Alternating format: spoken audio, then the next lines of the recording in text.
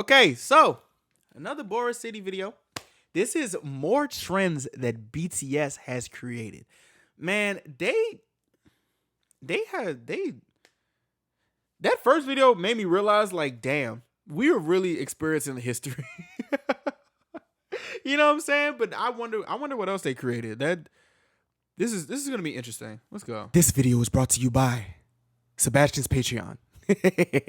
Hey, not sorry to bother you, but I have something very, very important to tell you. As you know, I have a Patreon, and now it's being upgraded, per se. It's thick now, like Wano thick. There are now 3 tiers. I'll put the descriptions of all the tiers on the screen. Pause if you would like to read it. It's time to lock in, and by lock in, I mean every week we'll have a post. I'm just saying, if I was you, I would definitely go over to the Patreon and check it out because I'm giving back. So, yeah. If you would like to support the channel and the community, head over to my Patreon and tell me how you like it. Thank you for everything. Now, let's get back to the video. After releasing the compilation of trends BTS has created, I received many comments asking me to do a part 2, or just saying, you forgot about this one, you forgot about this other one. So I was finally able to compile even more trends BTS has created. Don't forget to watch the first part if you haven't already. Let's go, let's go. Number 12, the ending fairies. Are you serious? Are you dead ass? Are you serious? What? The ending fairy is the ending shot of an individual member staring into the camera right after they finish their performance. And believe it or not, this is a very controversial topic that many take way too seriously, in my opinion. But one thing is for sure, BTS did not invent ending fairies, but they may have made it a trend, or at least they brought back to life a small old trend that went completely dead. Because okay. I was about to say, so second gen was who did. Okay, I was about to say, there's no way. since BTS incorporated an ending fairy pose in their Boy With Love choreography and started making fun of it, it's now expected for every single K-pop group to do an ending fairy shot after their performances. Okay. Number 11, English subtitles. BTS were the first Korean artists, or one of the first Korean artists, to add English subtitles to their music videos. What? Now it's basically a rule for every Korean act to have English subtitles on their music videos. What? But pre-BTS's worldwide domination, it was not common at all. Psy even said in an interview, since BTS were rookies, they kept adding English subtitles in their music videos on YouTube. They were the only team who did it. So after watching it, I thought I should add them too. So that's how I started to add them in my videos.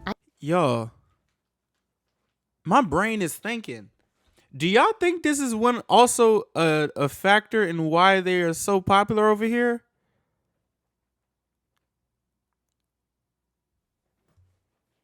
What? They got the secret sauce.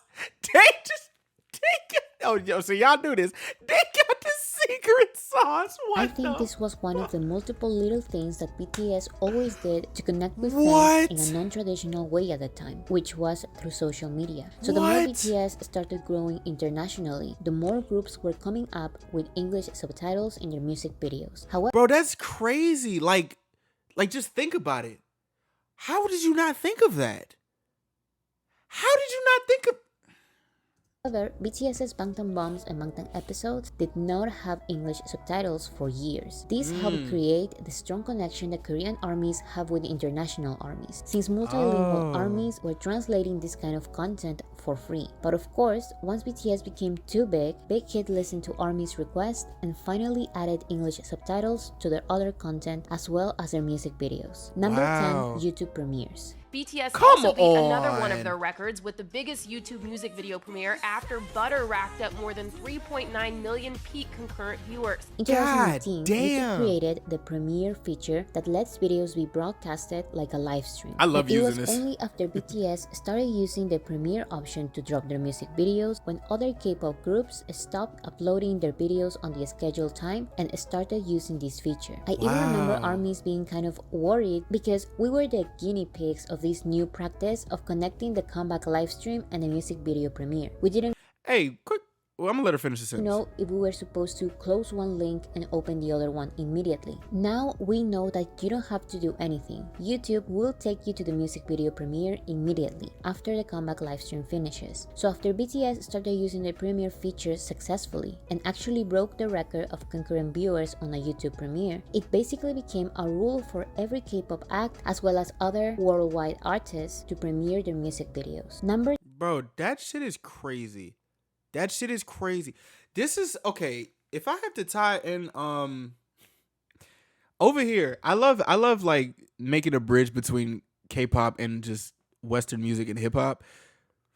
This reminds me of how Soulja Boy, like back in like the Crank That era, when he used to be on the internet. So okay, so this is a quick. It's not really a history lesson, but this is quick. Like Soulja Boy used to title his songs as 50 Cent songs, as like clickbait to get you to listen to his songs. He kept doing that and became big off of doing that. Like this internet shit that they did, like the YouTube and everything, bro, it's so smart. It's so smart. Like what the hell? 9. Comeback maps. It is divided in 4 LimeWire phases, just like the 4 versions of the album. It has the dates for when they plan to release content leading up to the album and MV release. Map of the Soul 7 truly changed the game. It's a map As part of too. the announcement of the multiple projects planned for Map of the Soul 7, BTS released a comeback map with the dates and times of each activity. And even though this is not something BTS has created, since they started releasing comeback maps, it became an extremely common practice for K-pop acts to release their own. Even Benny Blanco made sure to release his own comeback map for Bad Decisions, his collaboration with BTS and Snoop Dogg. I appreciate that. Promoting in the US. Making their US TV debut, make some noise for BTS!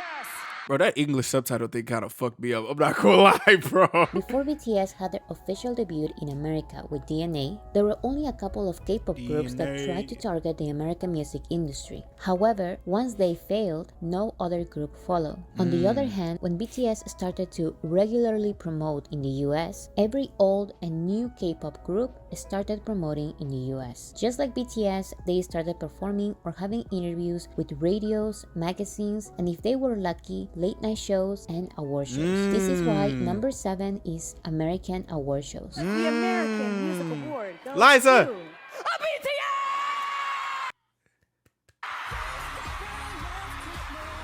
Wow. This may be a weird one, but since BTS started getting nominated and winning at the big American award shows, other award shows made it kind of a trend to nominate K-pop groups to special K-pop categories and to invite random K-pop groups to Bro, they their look so ceremonies. good. Some K-pop groups even invite themselves to the red carpet and then leave before the ceremony starts because they are not even nominated. Number 6, pre-release singles.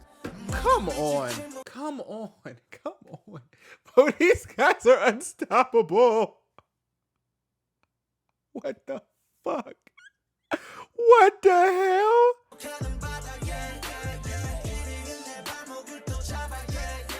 BTS and basically every other Korean artist has always released a single or title track with a music video along with an album or mini album. This was the regular way of promoting a song, and sometimes BTS will release an album with a title track, which obviously has a music video, and also release another music video for another song of the album. However, in January of 2020, BTS changed the rule and dropped Black Swan, a pre-release single that helped build anticipation for the main single on. Black Swan was a pre-release single? Are you serious? What? Transparency moment. I thought that Blackpink pre-release single, that was the first pre-release single I've ever heard. I'd never heard of a pre-release single before in my life. I didn't. No, Nemo. I did not know that. I did not know that at all. Holy shit. Wow. And it was a surprise drop? What?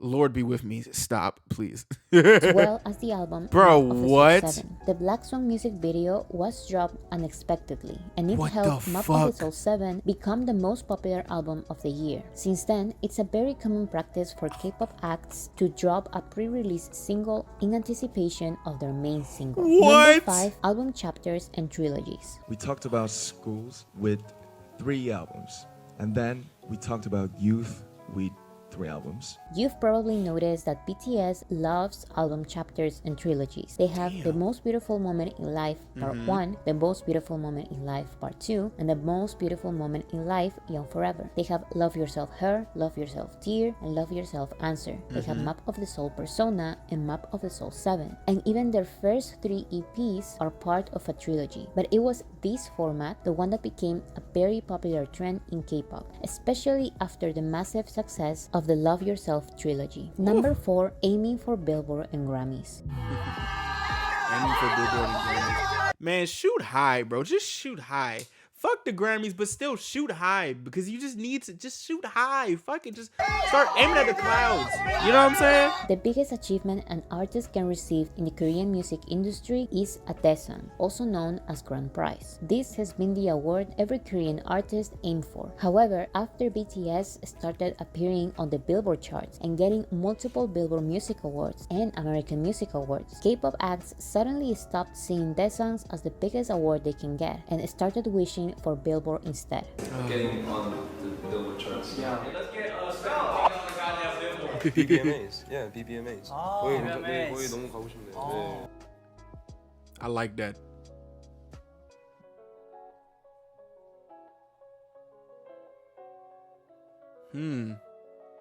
This is tough. I like this. Shoot for the stars, bro.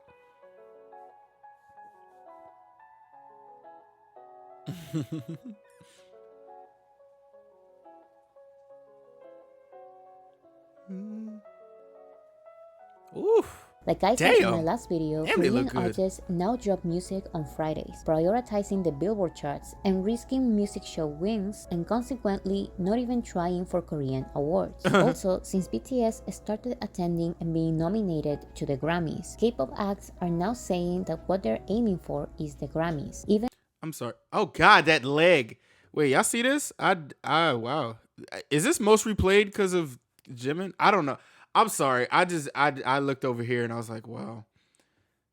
I just wanted to go back to that. I'm sorry. My bad. Let's keep going. what they're aiming for is the Grammys, Let's even keep going, though they I'm have sorry. just debuted. They are also submitting their songs and The albums to be Lulu's considered for Dance. Grammy nominations, even when they struggle to chart locally and don't have other major awards in America or Korea. Number 3, Love Yourself as a concept. Oh wow.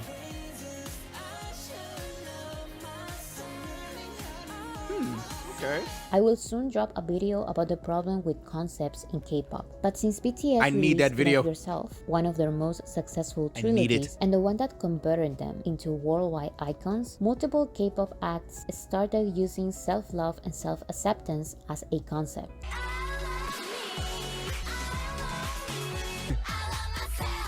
I can't wait till this video comes out. Oh my.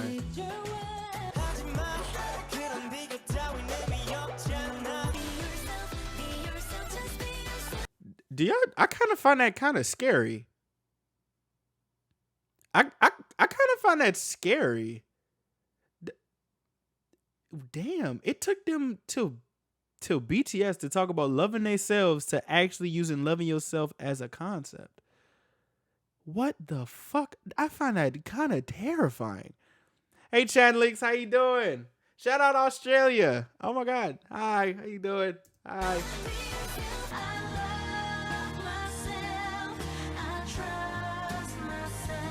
Oh my God.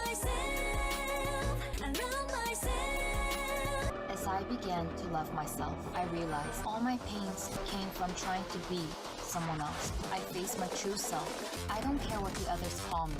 Express yourself. Some, of course, are very thoughtful, and BTS may truly have Maniac. inspired others to talk about these topics. But I just think it's funny how multiple groups started using the exact same phrases BTS uses and treat the love yourself message as a concept that lasts only for an era, and then they move on and never talk about it ever again. This person commented in my last video, a sub-trend to this is the emphasis of psychological concepts such as self and persona. It is certain that this stems from Namjoon's own extensive knowledge and interest for these subjects, and that's why no one before BTS has really paid attention to this concept until recent years. Number 2, characters. Oh God. Oh Jesus. Oh fuck. 잘하고 있으려나? 지미 열심히 했다 연습. BTS were the first group to create characters that represent them in a non-human version. These are like alter egos of each member. The first time they did this was in 2014, and they were called hip-hop monsters. These characters had their own webtoon and plushies. However, the ones who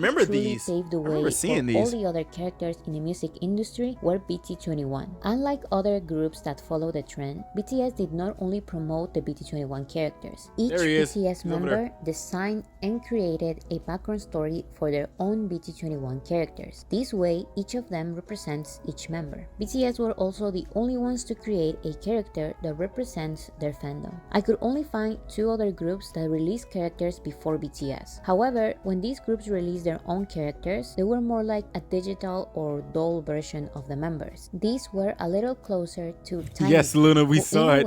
Are the mini versions of BTS. On the other hand, BT21 are more than just online characters. They are very specific animal or non-human characters that represent the group and that are promoted in many ways. They have 3 seasons of a web series called BT21 Universe. Oof.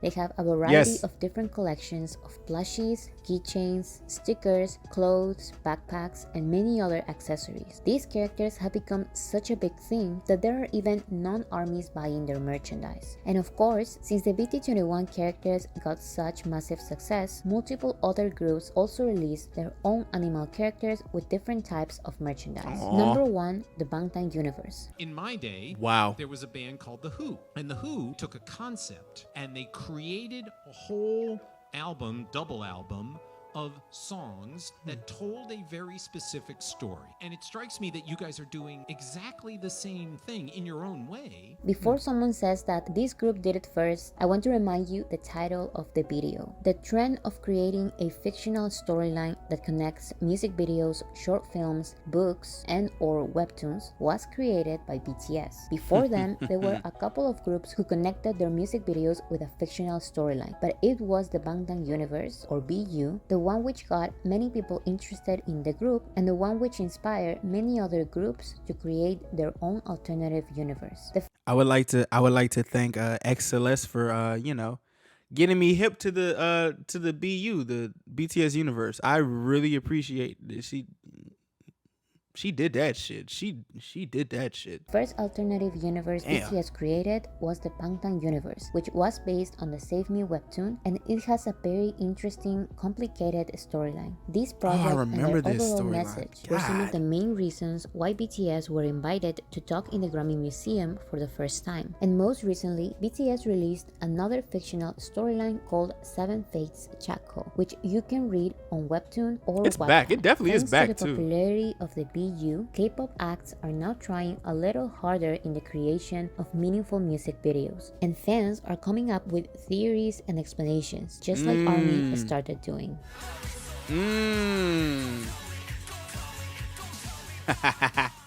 You know what that says? You know what that says right there? You know what that says? You know what that says? That says BTS paved the way. That's what that says to me.